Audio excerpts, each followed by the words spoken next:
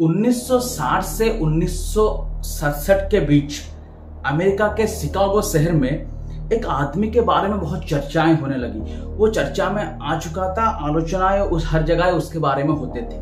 आलोचना का कारण क्या था? कॉज ये था कि वो आदमी बिना किसी इंस्ट्रूमेंट को यूज किए हुए खाली आंख से, नेकेड आई से दूर, कितने भी दूर हो, कोई भी चीज की फोटो, वीडियो या उस चीज को देख सकता था बिना किसी इंस्ट्रूमेंट को यूज किए। और उस चीज को जो वो देखता था, सिर्फ देखता ऐसा नहीं है, उसके सामने से आप जाके कैमरा से उस फोटो भी उस जगह की ले सकते हैं। जैसे कि आप यहाँ पे बैठे हैं, हम यहाँ पे बैठे हैं, हम चाहते हैं कि हमारा जो दूर कहीं फार्म हाउस है, कहीं घर है, कहीं खेत है, उसको वो देखेगा, ध्यान एकाग्र करेगा, कंसंट्रेट करेगा, देखेगा और आप उसके फोटो ले सकते हैं। बहुत सारे फोटो लिए गए हैं, ये कोई कहानी नहीं है, डॉक्यूमेंट्री है, आप उसको देख सकते हैं। उसके बाद धीरे धीरे जब वो चर्चा में आने लगा तो उस बड़े बड़े रिसर्चर आए, उसके साथ रहने लगे, रिसर्च करने लगे। तो इसेन वार्ड नाम का एक बहुत बड़े रिसर्चर उसके ऊपर एक किताब लिखे हैं, the world of Ted serious. उस आदमी का नाम था टेड सीरियस। आप उसको देख सकते हैं, आप उस किताब को मंगा के पढ़ भी सकते हैं। उसके अंदर पूरे डिटेलिंग में चीजें दिए गए हैं। इसेन वार्ड का ये कहना था कि हाँ, यह आदमी जो दावा करता है कि उसके पास जो साइकिक पावर है, देख सकता है, वो सही है।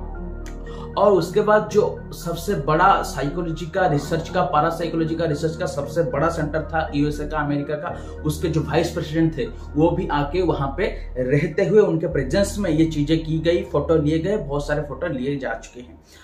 2006 में उसकी मौत हो गई। जब वो चीज सब चल रही थी, किताबें आ रहे थे, तब बहुत सारे अलग जादूगर, अलग रिसर्चर, बड़े बड़े फोटोग्राफर्स भी आके कुछ ये उसके साथ टाइम बिताए, टेड सीरियस के साथ, और उन्होंने ये कहा कि नहीं, ये आदमी झूठ कहता है। टेड सीरियस का क्या प्रोसेस था? वो एक छोटा सा सिलेंडर कह सकते हैं, ट्यूब कह सकते हैं, पाइप कह सकते हैं, उसको इस जगह पे ऐसे पकड़ता था। उस पाइप को सीधे, छोटा सा पाइप होता था, उसको पकड़ता था और पकड़ के आप जिस जगह को कहेंगे वो उस पाइप के ऊपर एकाग्र करेगा, ध्यान को कंसंट्रेट करेगा। आप उसके सामने से पिक्चर ले सकते हैं, बहुत सारे लिए गए हैं। वो उसको गीजमो कहता था, जो पाइप को। तो वो जो क्रिटिक्स थे वो कहने लगे कि ये जो गीजमो है उसके अंदर कुछ रखता है, कागज का छोटा टुकड़ा हो, कोई माइक्रो चीज हो, जिसको माइक्रो पिक्चर हो जो दिखाई ना देता हो, इस तरह का कुछ चीज वो रखता है, हमने उसे रखते हुए देखा है, उन्होंने कहा ये। और कुछ तरल पदार्थ हो सकते हैं, ये उस गीजमो को क्यों लेता है? पर टेड सीरियस का ये कहना था कि ये गीजमो मैं लेता हूं क्योंकि मैं ध्यान एकाग्र करने के लिए वो चीज कोई मुझे चाहिए। इस तरह का खाली में मैं ध्यान एकाग्र नहीं कर सकता, मैं कोई योगी नहीं हूं। तो वो जो क्रिटिक्स थे वो कहना कि गीजमो के अंदर कुछ रखता है, तो ये सच नहीं है। उसके बाद और उन्होंने कहा कि कई सारे मैजिशियन हैं, जादूगर है जो इस चीज को कर सकते हैं। उसके बाद बहुत सारे अलग रिसर्चर आए जो उसके साथ थे, जो ये कहते थे कि नहीं, वो सच है, उसका जो पावर है, वो जो देखता है वो एक साइंटिफिक चीज है, इसके ऊपर रिसर्च होना चाहिए। वो सब आए। इसेन वार्ड भी आए। जो क्रिटिक थे जैसे कि डॉक्टर डेविड इसेनवर्थ और चार्ल्स रेनॉल्ड, ये सब आए जो कहे कि ये झूठ कह रहा है। उसके साथ समय बिताने के बाद, उनके रिसर्च के बाद, इसेन वार्ड और ये सब कहने लगे कि नहीं, ये सच है। क्योंकि एक ट्रायल में वो आदमी जो टेड सीरियस है, वो एक पिक्चर नहीं देता है, वो बहुत सारे पिक्चर, मल्टीपल पिक्चर्स एक ही ट्रायल में देता है। एक एक बार वो 36, 35, 50 पिक्चर एक साथ दिया है उसने। कई बार कई दूर से लिए गए हैं पिक्चर, इतने दूर के। और जो 36 पिक्चर्स हैं, हर ट्रायल में बदले जाते हैं। अगर वो सच में करेगा तो हर ट्रायल में उसको बदलना पड़ेगा वो गीजमो। हर ट्रायल में बदलता नहीं था।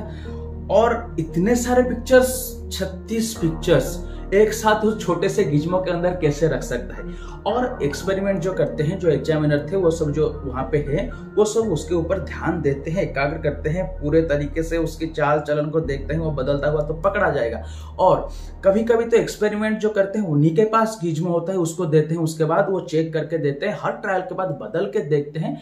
ये सारे बहुत एक्सपेरिमेंट हमने किए हैं। ये सच कहता है, पर वो सच कहता है कि झूठ कहता है, क्रिटिक्स क्या कहते हैं वो तो आज तक पता नहीं चला सच में। पर बहुत सारे ऐसे पिक्चर्स हैं जो उसने उतारे थे। पर क्या ये हो सकता है? इसके पीछे के साइंस को, इसके पीछे के लॉजिक को कैसे हो सकता है? अगर हो सकता है तो जरा समझने की कोशिश करते हैं। देखिए, हम पानी के अंदर कभी कंकर फेंकते हैं तालाब में तो चारों ओर तरंगे जाते हैं।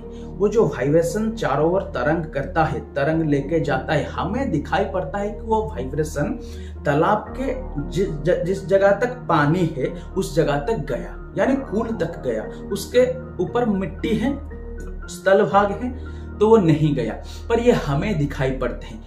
उसके आगे भी वो वाइब्रेशन गया। अगर साइंटिफिकली देखें तो जैसे कि एक प्लेन उड़ता हुआ जाता है, हमको दिखाई देता है प्लेन जाता है, प्लेन का एक पर्टिकुलर स्ट्रक्चर है, एक आकृति है प्लेन। वो जब दूर दूर बहुत दूर चला जाता है तो वो स्ट्रक्चर दिखाई नहीं पड़ता, हमको दिखाई देता है कि जैसे एक बिंदु है। पर इसका मतलब ये नहीं है कि प्लेन एक बिंदु है। अगर अच्छे से देख सके या सोफिस्टिकेटेड मशीन से देख सके या निकट से देख सके तो हमें पता चलेगा कि प्लेन का एक स्ट्रक्चर है।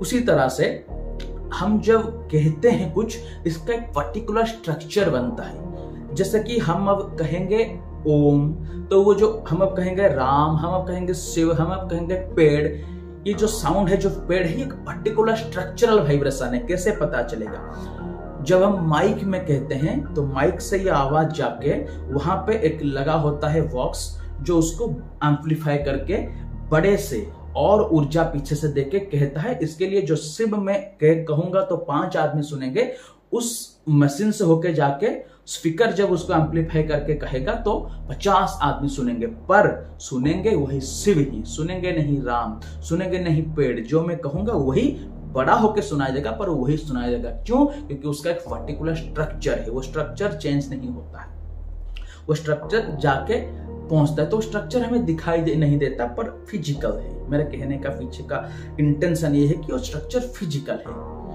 बदलता नहीं है, सूक्ष्म है, इसलिए दिखाई नहीं देता। जैसे हवा दिखाई नहीं देता, दिखाई वो चीज जैसा है जो लाइट को रोकता है। मेरा हाथ अगर लाइट को पास होने देगा तो ये हाथ आपको दिखाई नहीं पड़ेगा। हाथ से लाइट रिफ्लेक्ट होते हैं इसलिए आपको दिखाई देते हैं। बिल्ली को रात में दिखाई देता है, हमको दिखाई नहीं देते। साइंटिफिकली प्रूव है, बिल्ली को रात में दिखाई देता है। बिल्ली को अगर रात के अंधेरे में दिखाई देता है तो इसका मतलब है लाइट आता है, चीजों के ऊपर गिरता है, रिफ्लेक्ट होता है।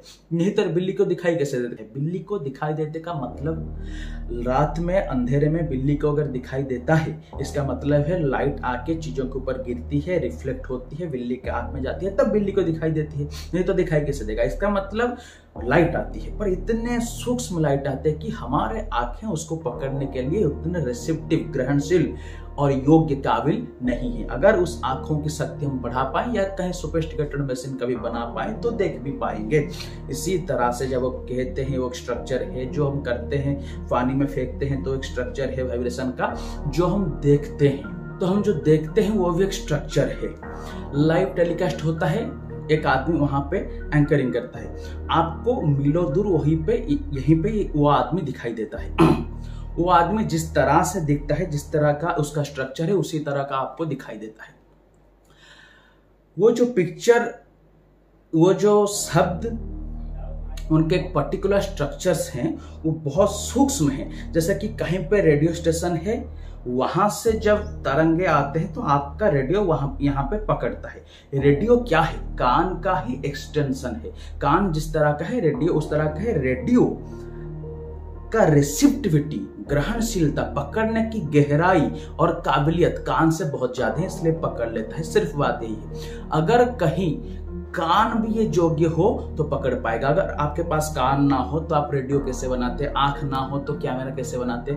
ये जो माइक ना, कहने की शक्ति ना हो तो माइक कैसे बनाते? जो भी हम इंस्ट्रूमेंट बनाते हैं हमारे इंद्रियों के एक्सटेंशन है, बढ़ावे है। तो जैसे रेडियो कान का एक्सटेंशन है, उस तरह से कैमरा आंख का एक्सटेंशन है। अगर आंख उस तरह का हो सके जो कैमरा पकड़ती है उस स्ट्रक्चर को, उस पर्टिकुलर स्ट्रक्चर को, जैसे कैमरा डेवलप होते जाती है, DSLR, ट्रिलियन, उस तरह से आगे आगे, तो दूर की पकड़ पाती है और अच्छे और क्लियर फोटो पकड़ पाती है। उस तरह से आंख को अगर डेवलप किया जाए तो भी पकड़ा जा सकता है। पर क्या कभी किसी ने इस तरह का पकड़ा है इस टेड सीरीज को छोड़ के? क्या इसके कोई साइंटिफिक प्रूफ है? क्या पुराने जमाने के सहित इसका कोई संबंध है? क्या इसके पीछे मेडिकल साइंस कहता है? क्या आप घर में कुछ छोटे एक्सपेरिमेंट या एप्लीकेशन प्रयोग करके इसको देख सकते हैं, इसको अनुभव कर सकते हैं, जान सकते हैं, जानेंगे। आगे वीडियो में वो एक्सपेरिमेंट भी बताएंगे, इसके पीछे मेडिकल साइंस क्या कहता है, क्या इसके कारण है और इसके ऊपर क्या अलग अलग देशों में रिसर्च हो रहे हैं, उसके ऊपर आलोचना करेंगे, वो एक्सपेरिमेंट भी कहेंगे। तब तक नमस्कार।